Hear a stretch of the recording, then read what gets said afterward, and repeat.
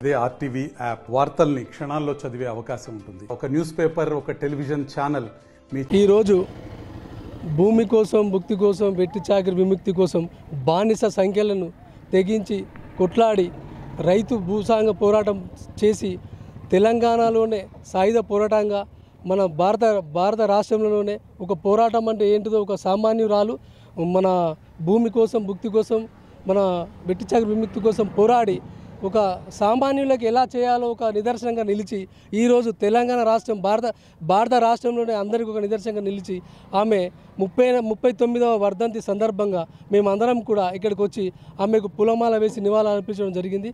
ఏదైతే ఇలాగ మన ఇలా పోరాడడం కానీ సామాన్యుల గురించి ఎలాగైతే చేయాలో ఒక నిదర్శనంగా నిలిచి మన తెలంగాణ రాష్ట్రానికి కాదు అసలు పోరాటం అంటే ఏంటిదో నిరూపించిన మహనీయురాలు మా తెలంగాణ వీరనారి చాకలి ఐలమ్మ గారు.